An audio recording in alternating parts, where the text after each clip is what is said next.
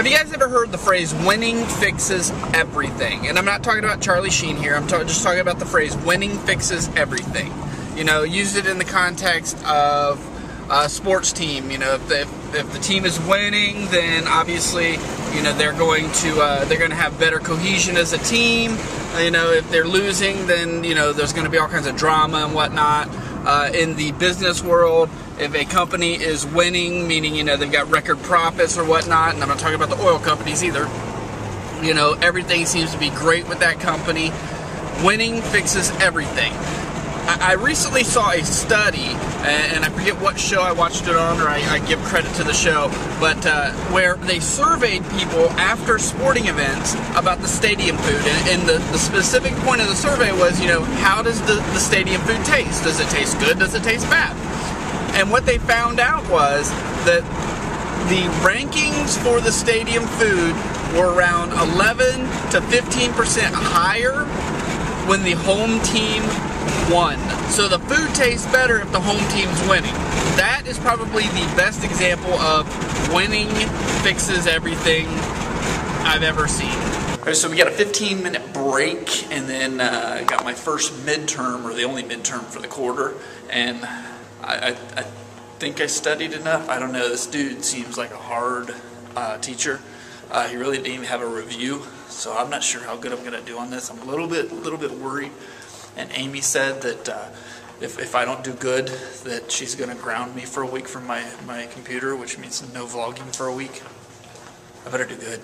Alright, so I just got done with my midterm. I'm on my way out to the car, and the midterm was not that bad at all. It was actually, you know, I think we all scared ourselves because this guy's really hard as far as a teacher goes, and you know, he expects a lot of reading, expects you to do a lot, and you know, you just think that his test is going to be hard, but it really wasn't that bad. It rained while I was in class, and again, people leaving their car windows down while it rained. So here's another one.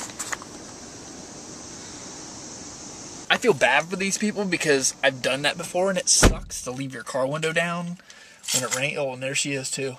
Oh, she's got to be pissed. Walking out to her car and the window's down. Alright guys, so here are a couple just tips that I wanted to give you, kind of like tutorials over some things that will help you out if you have a Mac and you have OS 10.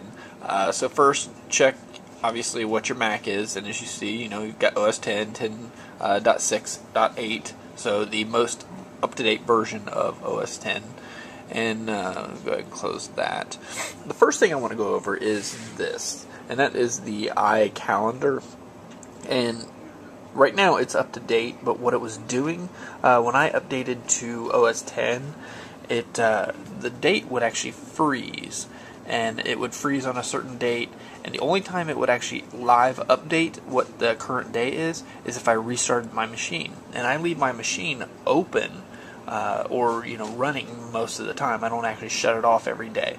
So what I found out is if you have this where the number is sticking on a certain number, so like today is obviously the 9th, say right now that said the 6th. You know it's the 9th, but it's telling you it's the 6th, and then when you open it up it would actually update to the 9th, but then when you closed it, it would actually go right back to the 6th. So what I found out an easy way to do is get rid of it, so get it off of the dock, go back to it, let me find it here, and in alphabetical order would be iCal. Grab it again, and it's always going to say the 17th in the applications folder.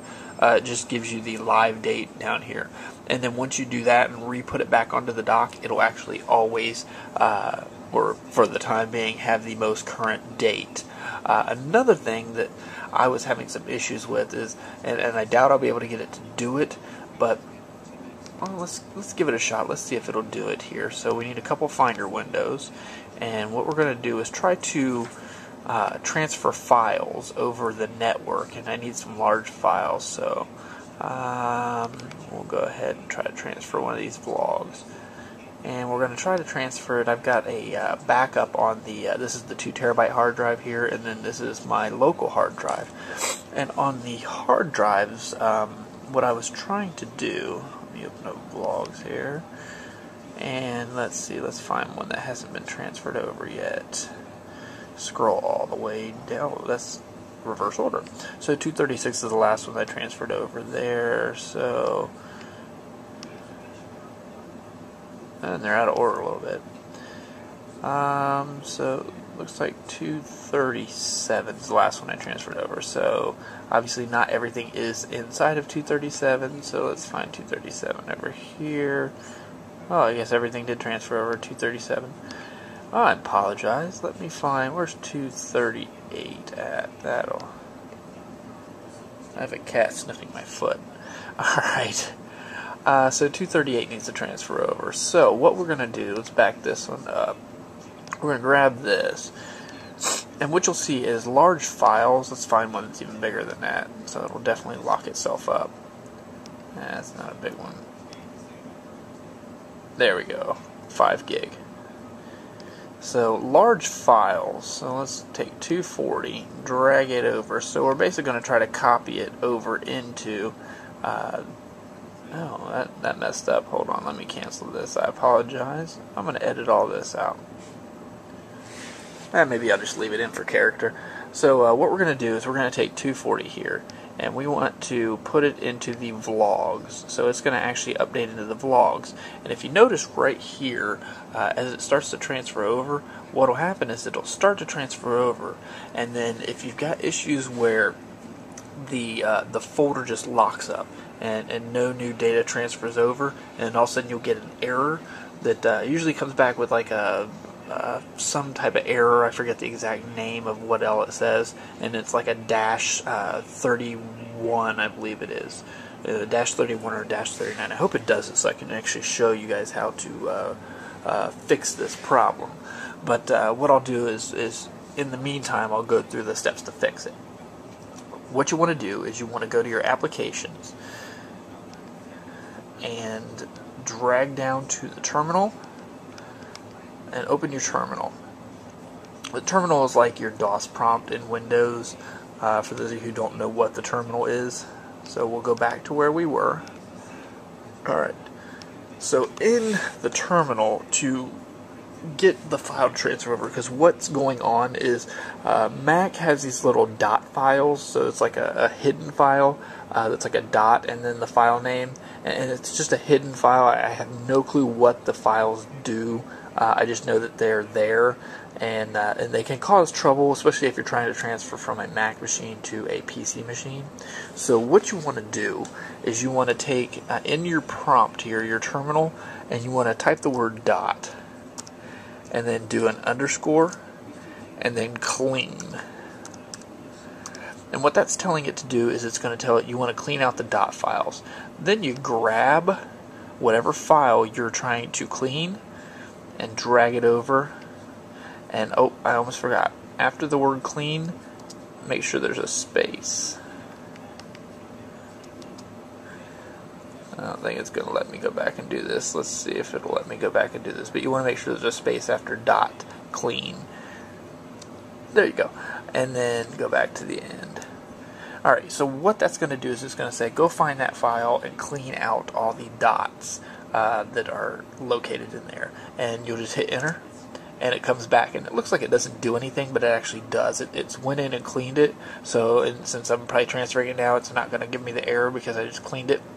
And what will happen is you won't get that error and everything will transfer over. A lot of it has to do with a permissions, and let's go ahead and cancel this because I don't want to transfer that one over yet.